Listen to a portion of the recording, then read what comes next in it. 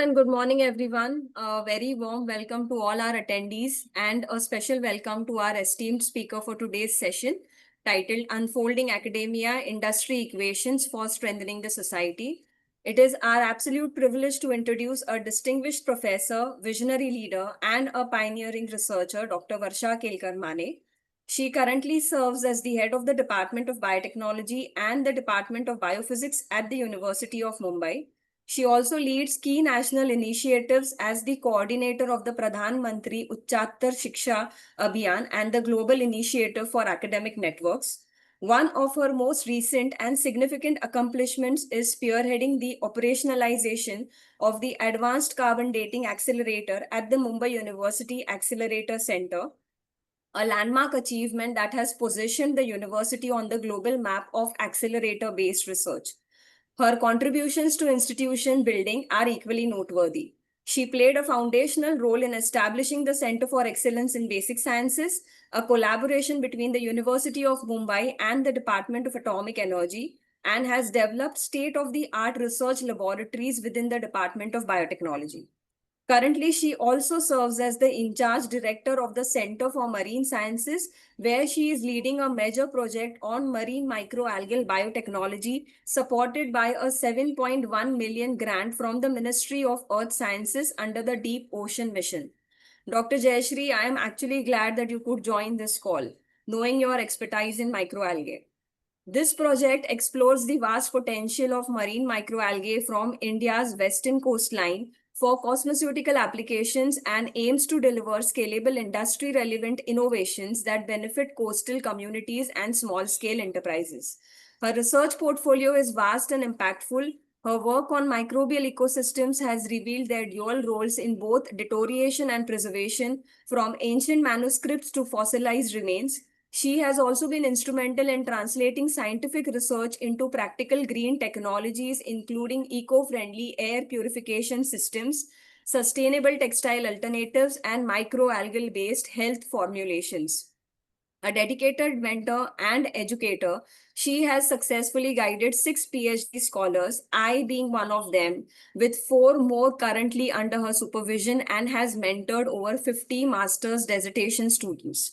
With more than 50 peer reviewed publications, 3 patents, and a strong record of validating traditional Indian knowledge through scientific rigor, her contributions to both science and society are truly exemplary.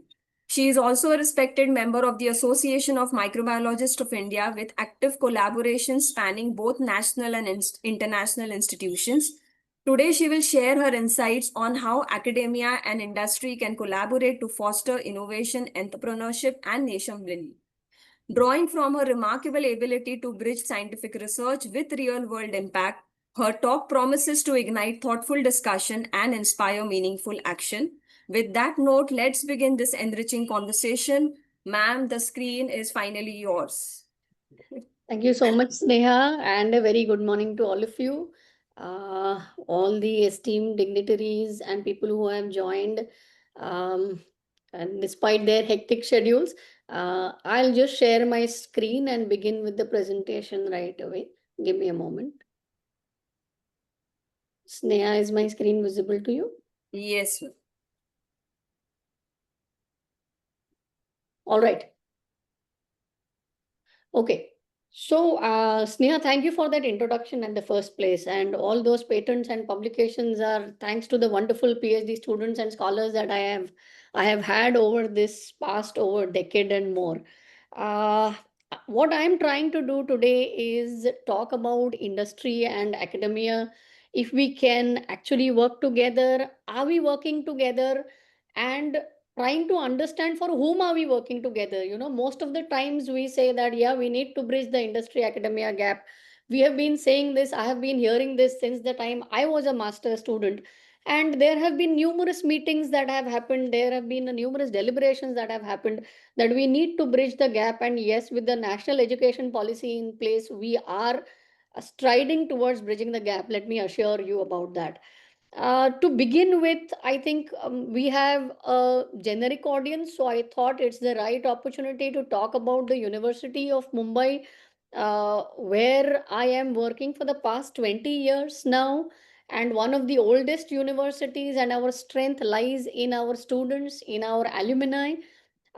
We have around 800 plus affiliated colleges, and the university caters to around 1.7 million students per year. We also have UNESCO Asia Pacific Award for Cultural Heritage Conservation and prestigious alumni, including some of the most prominent industrialists that we know of in the country. We have the largest geographical area under our jurisdiction, which is around 600 kilometers. That is the last college that is under our jurisdiction is at Sindhudurga district, if you're aware of. Why do I put this forward? One is I take extreme pride in being a part and parcel of this university. And secondly, the kind of students that we produced and the kind of atmosphere that is given to the students can be understood using this particular background. Let me talk about our motto, and I will come back to this later on, which says Sheela Vritta Phala Vidya, which means that the fruit of learning is character and righteous conduct. And towards the end of the presentation, I will come back to multiple other mottos of the universities. Now, I have structured the talk in a particular way. We will start with the industry, then we move on to the academia, and then we move on to society and beyond and things like that. And I think the time that I have is half an hour. So let me see if I can do justice to the time that I have been given. Being a researcher, obviously the first fact or the first thing that any researchers do is delve into what has happened, what is happening and what can happen. All right. So let me begin with the industry. Now, in most of the cases or multiple talks that you would have heard, we know that industry and academia are said to be two sides of the same coin. I beg to differ in this case. Now, why do I beg to differ in this case? Because when you say that they are two sides of the same coin, when I see one side, I'm not able to see the other side. All right. So people who are seeing the academia side may not be able to see the industry side. People who are belong to the industry are not able to see the academia side. What I believe is these two are complementary halves. And here you can see on the right hand side, let me use my laser pointer So you can see on the right hand side, all of us are aware of what it is. We have to complement each other, and the industry academia relationship should be complementing. It should be two complementing halves and not two sides of the same coin. Now, let's begin a little bit. Let's go back in time and begin with the Industrial Revolution. Now, why do we need to understand Industrial Revolution is because education or academia and Industrial Revolution and the society go hand in hand. All of us are aware of the first, second, third, and fourth Industrial Revolution. We are currently at Industry 4.0 and marching towards Industry 5.0, if I'm not wrong. In Industry 1.0 and 2.0, obviously we were under the British rule. I don't think much happened except for our exploitation, which the colonists gladly did. And we served as a market, we served as cheap labor, and we served as on multiple fronts. Now, in the first phase, if we look at the first phase of Industrial Revolution, here you have revolution of manufacturing processes. So you have transportation coming in picture, you have urbanization, you have people moving from rural areas to the cities, you have expansion of the middle class, you have the steam powered machines coming into the picture during Industry 1.0. However, this revolution was marked by challenges and criticism. And what were they? Extremely harsh working conditions, long hours of working conditions, and minimal safety measures. Second, child labor was prevalent. And third, environmental pollution began to rise drastically because obviously coal was used. Now, what does this lead to? This led to labor reforms and development of new regulations to protect workers and the environment. And that is what happened in Industry 2.0. Now, in Industry 2.0, the world adopted electricity, the development of assembly line production. All of us know Henry Ford's story of the moving assembly line, which was launched in 1913, and it completely revolutionized the automotive industry. Then we have Alexander Graham Bell, then we have invention of the telephone, then we have invention of the radio, and all of these innovations, these improved communication and connectivity drastically, catapulting the industrial growth. But this demanded for skilled labor. There were new job opportunities in multiple sectors, and you have labor unions gaining prominence, advocating for workers' right and better working conditions, etc., so on and so forth. In Industry 3.0, that is in the mid of the 20th century, this was the era of computers, automation, digital technology, CAD, which is computer aided design, computer aided manufacturing, which enabled precise and efficient production. So we saw robotics, we saw automation, which became an integral part of multiple industries. Now, this caused a problem because labor costs reduced drastically, production increased dramatically. So there was kind of a mismatch. There was a rise in information technology, which also facilitated global chain supplies and just in time manufacturing, as it is called. Then we come to Industry 4.0. Now, this began in the early 21st century. Integration of smart technologies, IoT, AI, big data analytics. All of us are wearing this continuous, most of us will be wearing this CGM, which is continuous glucose monitoring unit. You have wearable devices, you have the Fitbit watch, you have multiple wearable gadgets, telemedicine, which is improving, say, patient care and enabling remote monitoring. Now, all of these is possible because of IoT and AI and obviously biotechnology coming together. We are marching towards Industry 5.0, or probably we are all, maybe some of the industries are also in it. And Industry 5.0 is more of a human centric innovation. What do we understand by that? We are trying to collaborate between humans and machines. So this approach aims to enhance human creativity, with this AI and chat GPT coming up. Most of us may be feeling the threat. Oh, is it going to replace me? Is it going to replace my expertise? The answer is no, because Industry 5.0 is looking for collaboration between humans and machines. So this will be used to enhance human creativity. It will be used to enhance well-being and, into inverted commas, job satisfaction. We will leave that area for now. We will come to it later on if time permits. It will also prioritize, or it at least proposes to prioritize, sustainable practices, address environmental issues and social challenges, and it aims to foster collaboration between humans and machines to create inclusive and fulfilling work environment, which is probably the need of the hour. We will have repetitive and hazardous tasks, which are now, or some of which are handled by human beings, which will be handled by robots and AI.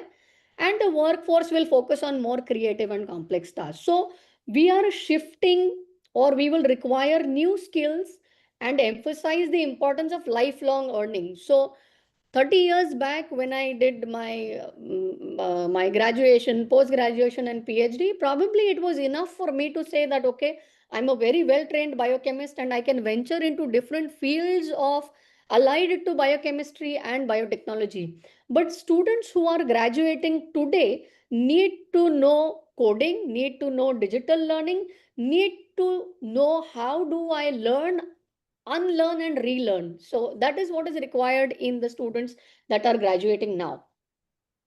The next I would like to move on is to a simple of an organogram. Okay, now I tried to search multiple organograms.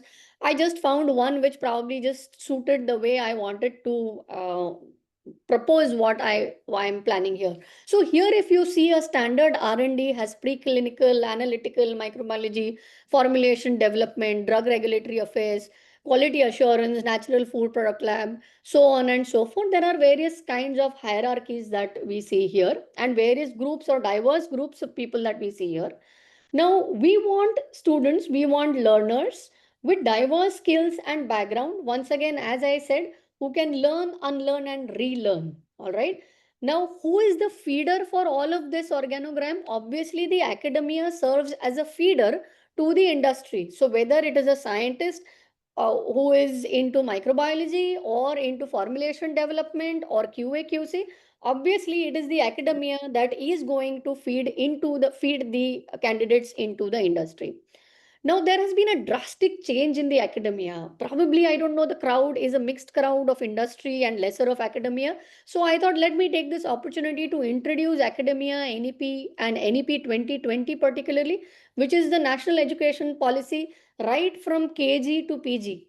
Okay, everything has changed, but I will focus only on the higher education because it will help the industry to understand the reforms that the education sector is going through right now so that skilled individuals are available to the industry.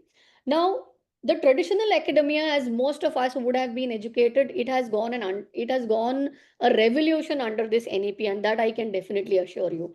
And what is the aim? The aim of this NEP is to address global education development agenda, and this was reflected in the goal sustainable development goal 4 of the 2030 agenda for sustainable development. Of course, it was adopted by India in 2015, and it seeks to ensure inclusive and equitable quality education and promote lifelong learning opportunities for all by 2030. Lifelong learning opportunities is something that we miss often, so I'm just highlighting it. What are the highlights of the national education policy? Some of them have been highlighted here. One is multidisciplinary education. So, as I am learning or as I am getting a degree in fundamental sciences, now I can get a degree in maybe law, in IPR, in a language at the same time.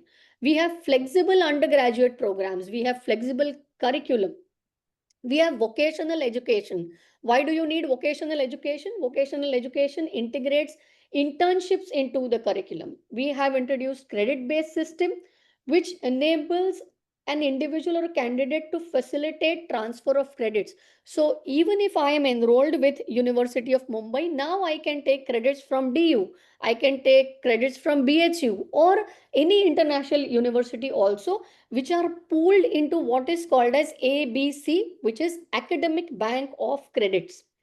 Another wonderful feature which the industry must be aware of in the new education policy or the national education policy is it has made mandatory the inclusion of research projects and on-job training in higher education programs.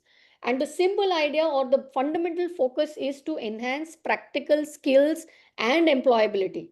How is this done? This is done through research projects, one, wherein we encourage our learners to engage in research activity. Now, this can be independent or it can be a part of their coursework, but the fundamental focus is to foster critical thinking and problem solving skills, which we have often heard that the students lack when they go to the industry. So that has been well addressed in the national education policy.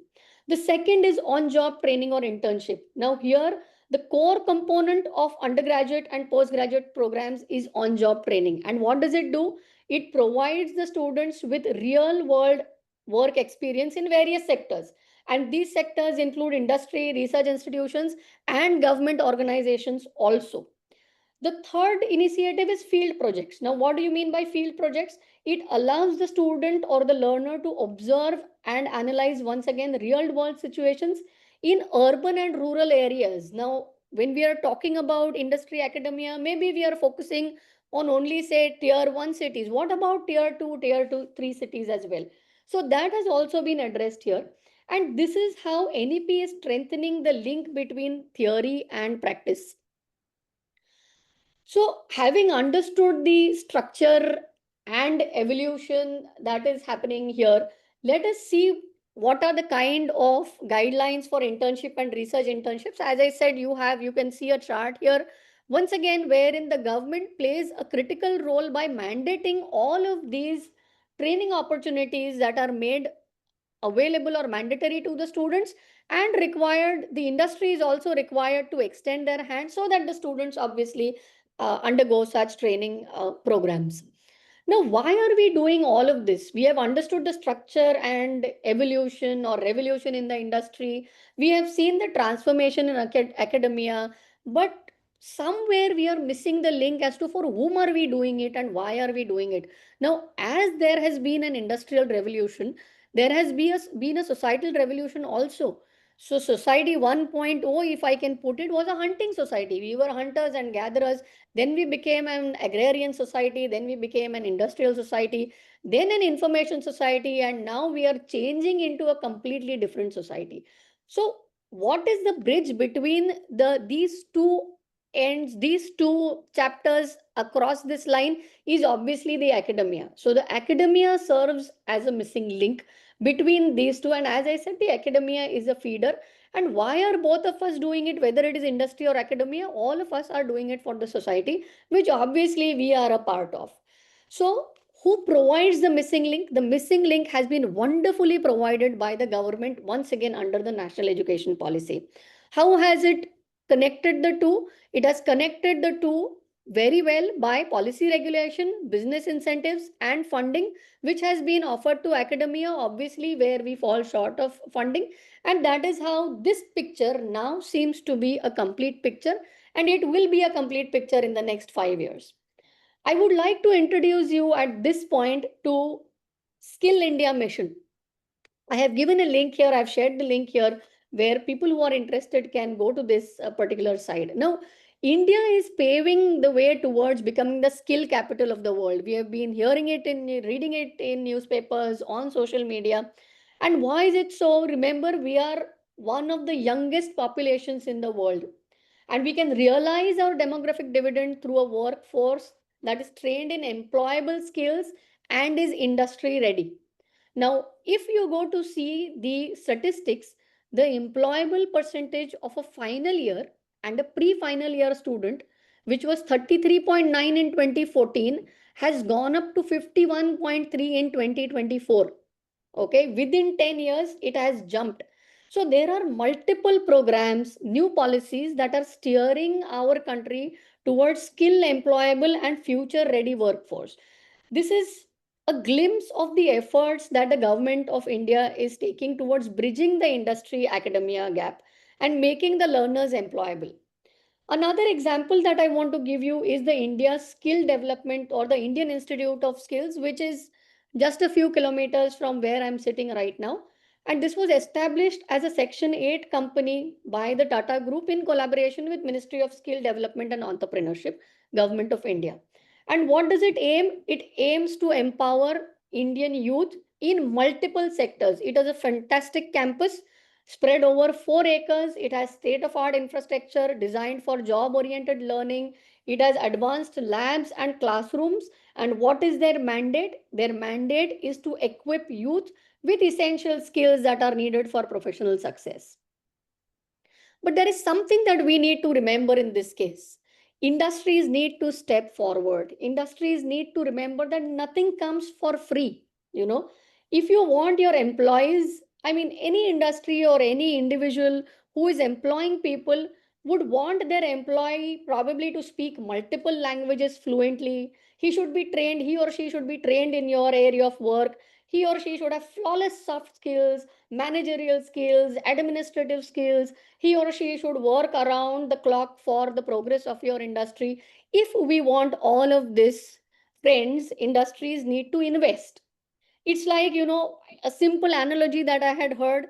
If you want a designer wear, so there are two ways in which you can buy clothes, right? One, you just hop across into a local market, buy clothes, which you will get for a cheaper price. But if you want designer clothes, we know the cost that we have to bear. So you need to invest if you want such tailor made clothes or such designer clothes. And that is precisely what the industry needs to do and step in. Benjamin Franklin, as all of us are aware of, has very well put it, education is an investment with greatest returns. And I think industry correlates or can understand the terminologies better than what an academician can, where they talk about investment and returns. But investing in education in India by the private sector is much, much less as compared to Israel, United States, or anywhere else that we have seen or went across. But having said about or spoken about industries, academia, the initiatives that the government of India is taking towards producing skilled skilled manpower and skilled youth, there is something beyond, much beyond academics, jobs, and careers. And it's more about why we are doing it and what we are doing. And I think the COVID period gave us lot of time to ponder about where we are, what are we doing, and what are we achieving. Okay, so I just went through the Forbes list of happiest countries. Now, there are various ways in which these countries are ranked, obviously. And based on the rankings, there are individual assessments also. And besides that, the researchers look at 6 areas that help to contextualize the data and understand why some countries score higher than others. Okay, this data includes GDP, that is a gross domestic product per capita, healthy life expectancy, social support, or having someone to count on. Okay, so that is the social support. By social support, I don't mean support on social media and the likes on the social media. It is also dependent on freedom to make key life decisions. What kind of freedom does that country give and their individuals or their citizens to make key life decisions? Generosity, and the last is perception of corruption in government and business. Okay, so we have 2 countries which have ranked the best, 2 countries which are not even counted, and Afghanistan and Lebanon. Obviously, these are not even in the list. Sudan and Syria aren't even ranking once again because of the conditions that have been too unsafe to permit the survey itself. Where are we? Obviously, we want to know where we stand. India was 126th on 147. Now we are 118. Okay. So we are not one amongst the happiest countries. The next job that I wanted to do is rank the countries in terms of education and rank the countries with highest employments, just to see that is it only India where there is a problem and people keep saying no, the kind of education that is given is not compatible with the industry, and we have to invest so much to get the people up to the mark when they come to the industry. Just take a look at this slide. We have the highest ranked country in education with South Korea, Denmark, Netherlands, Belgium, etc. And here, remember, Denmark was the first in 2023-24. Denmark was ranked the first. Now it has South Korea has overtaken it. And countries with highest employment rate. So the only thing that matches here is Netherlands. Okay, so the highest ranked countries in education, Netherlands ranked third, and once again with the highest rate of employment also is Netherlands, which means that probably there is a mismatch, or there is kind of some disparity between highest quality of education that is given and highest employment rate, obviously. And why does this occur? So once again, the research and intuitive mind, I had to digress and move into different things. And what I have done is I have taken mottos from the top US universities. You remember I began with the motto of University of Mumbai, which is Sheela Vritta Phala Vidya.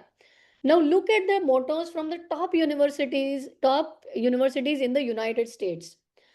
Does even one of the mottos say that yes, we will be creating products, we will be creating ready to cook products for the industry or ready to eat products for the industry? Obviously, it is not.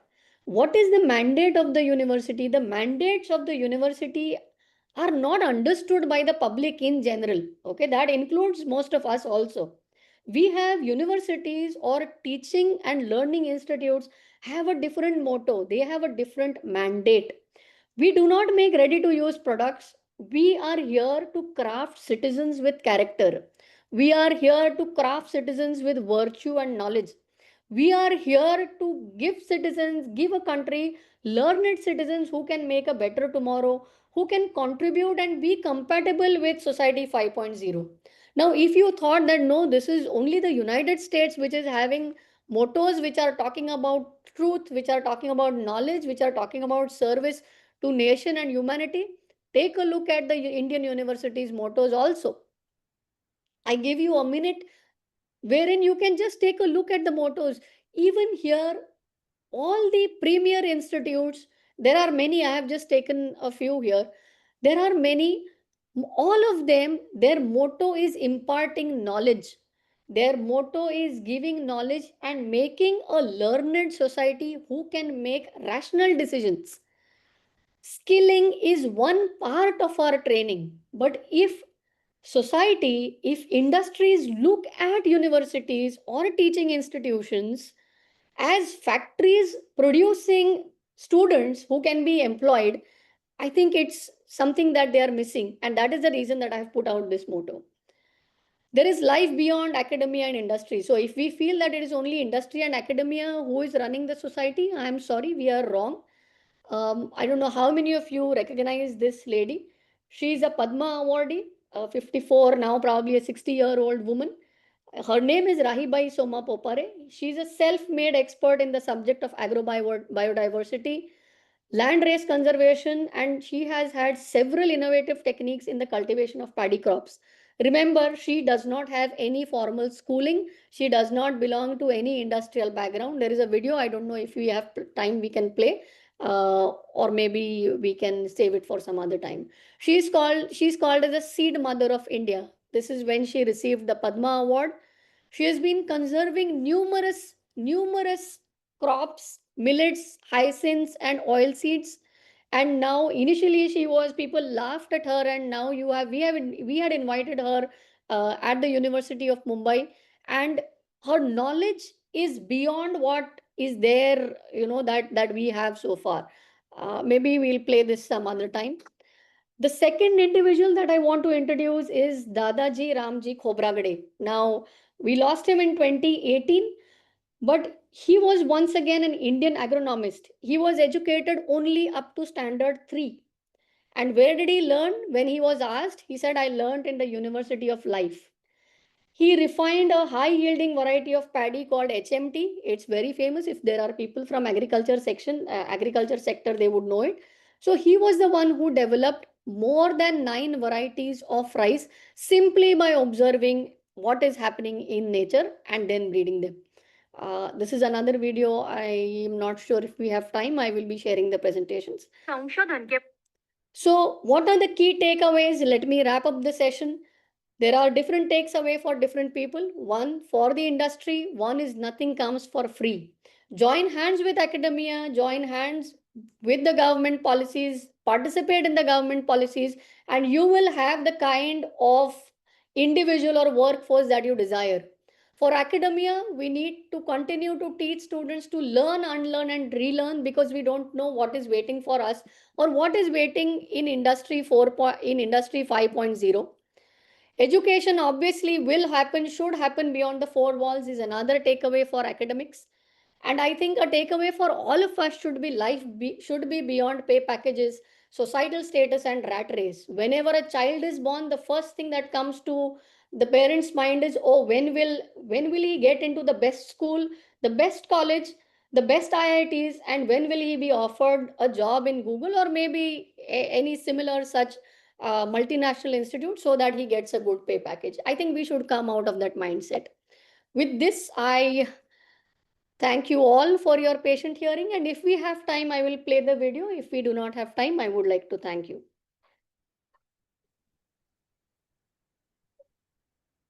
Do we have time for the video? Yes, ma'am. This is in Marathi, but it's a BBC channel. So let's see.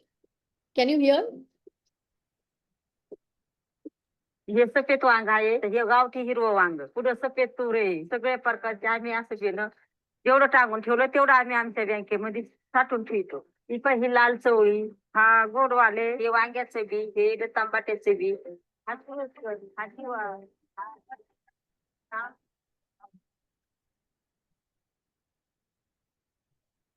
गावरान भाषामध्ये बरे आणि नाचणी म्हणतात नाचणी म्हणतात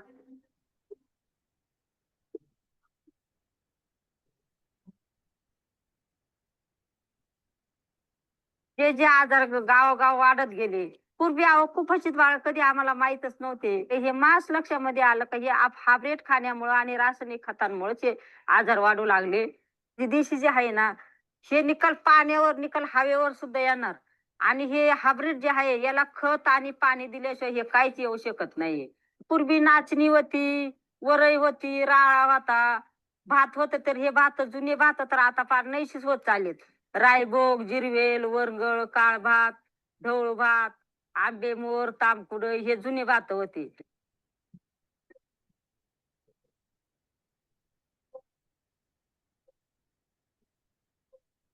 माझ्या भाज्यांमध्ये जर म्हणलं तर गोडवाल कडवाल बुटकावाल वाटाणा घेवडा पताड्या घेवडा काळ्या चिराचा घेवडा, हिरवा लांब घेवडा, हिरवा आखूड घेवडा. पाऊस पडला ना तर आम्ही जवळजवळ 4 महिने रानभाज्याच खात असतो. मग त्याच्यामध्ये तिळीची भाजी, वर्दीची भाजी, आंबट यालाची भाजी, भोकरीची भाजी, तांदुळक्याची भाजी, चाळीची भाजी.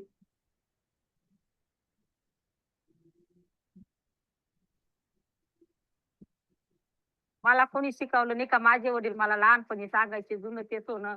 मग ते जुनं मला लक्षात आलं आणि मग ते मी परत वळून घेतलं. सुरुवातीला येड्यात काढीत होते, सुरुवातीला गटात यायला महिला येड्यात काढतात आणि बाहेरचे घरातले म्हणायचे काही काम नाही, कामदादा सोडी ती देते, कुणी काही मिटिंग अशी का सुटते, कोणी कुठे बोलावली पळती, असे बोलायचे घरातले. पण मग आता नाही बोलते, आता सगळ्यांना समजले.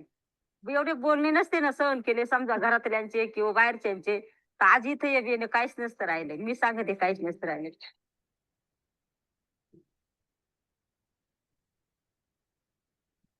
Just listen to this. संशोधन केवळ विद्यापीठातच होतं हा समज खोटा ठरवला. ते दादाजी खोब्रागडे आहेत. माझा शेती सन्मान पुरस्कार 2016 चे पुढचे मान. चंद्रपूरमध्ये अवघ्या 1.5 एकरात एक कृषी विद्यापीठच जणू उभं आहे. दादाजी रामजी खोब्रागडे या शेतकऱ्याचे अनेक शेती प्रयोग त्या शेतानं पाहिले आहेत. भाताचा HMT हा जास्त उत्पादन देणारा वाण त्यांनी विकसित केला. त्यामुळेच HMT राईसवाले ही त्यांची ओळख बनली. गेल्या 25 वर्षात भाताच्या नांदेड 92, नांदेड 94, विजय नांदेड, DRK, दीपक रत्न अशा 9 जाती त्यांनी विकसित केल्या. HMT सोना जातीमुळे नागभीड तालुक्यातलं नांदेड हे गाव आणि दादाजी खोब्रागडे यांचं नाव राष्ट्रीय आणि आंतरराष्ट्रीय पातळीवर पोहोचलं. दादाजींनी विकसित केलेल्या जातींवर अनेकांचं नशीब फळफळलं, पण त्याचं पेटंट मिळणं तर दूरच, दादाजींना त्याचं श्रेयही मिळालं नाही. Okay, so thank you very much for your patient hearing. This was in Marathi, but I hope you were able to understand what is happening and what happens beyond academia and industries. Thank you so much. If there are any questions, the questions.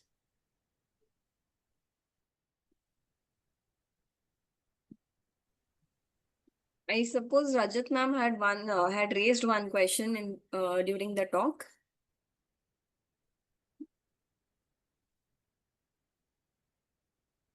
Great presentation, Dr. Varsha. I'm glad I could be here.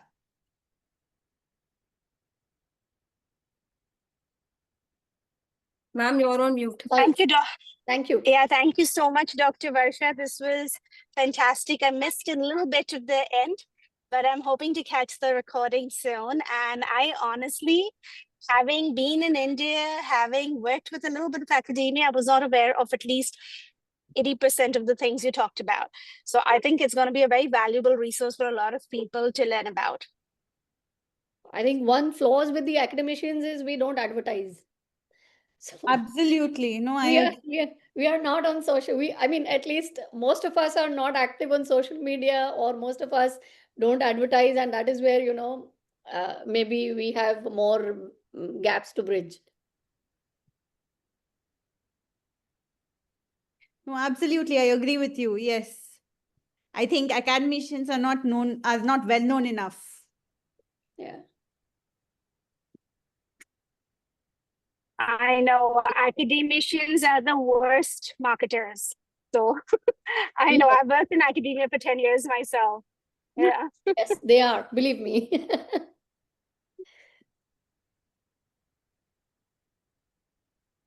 Right. Dr. Varsha, we're going to share yours as part of this presentation. All right.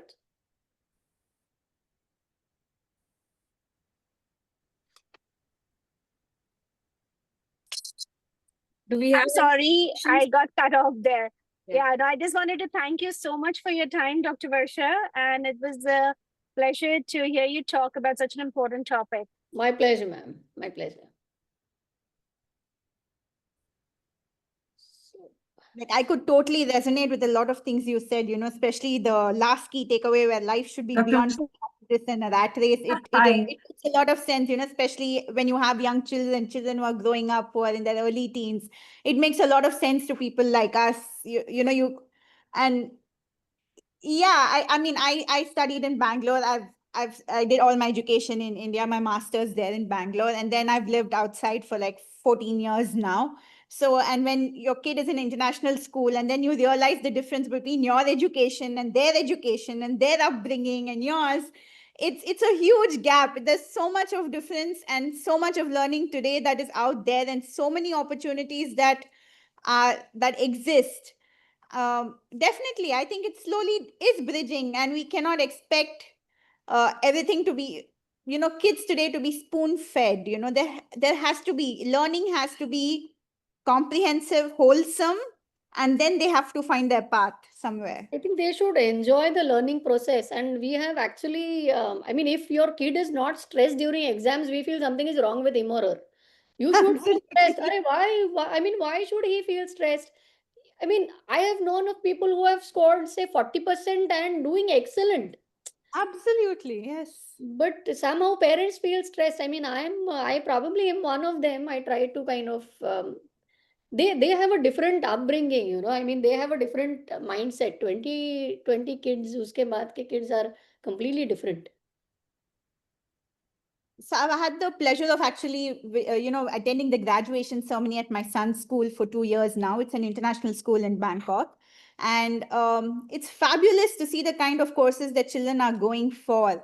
In the 2 years that I've attended, I must have seen out of 100, totally around 200, 220 children who graduated, 5 students who are going for hardline courses like medicine or engineering.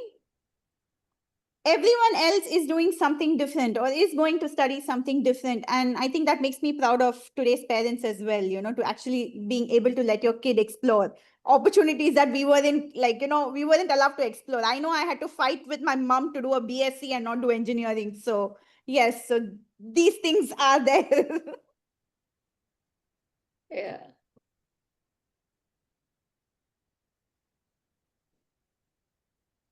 So if there are no questions or suggestions, can we close, since I have another meeting at 12:30? No, 100%, Dr. Varsha. Again, thank you so much. Thank And we hope we can have you as Paru sometime again in the future, and we'll Will be my discuss pleasure. more collaboration opportunities with you Will too. be my pleasure. Will be my pleasure. Yeah. Thank you so Thank much you for so this much. opportunity, Thank you and so hope much. to see you all again. Thank you. Great session. Thank you. Thank you Thank so much, all. Yeah. Thank you, Thank ma'am. you. Thank you. Okay, bye-bye. Yeah, See you. thank you.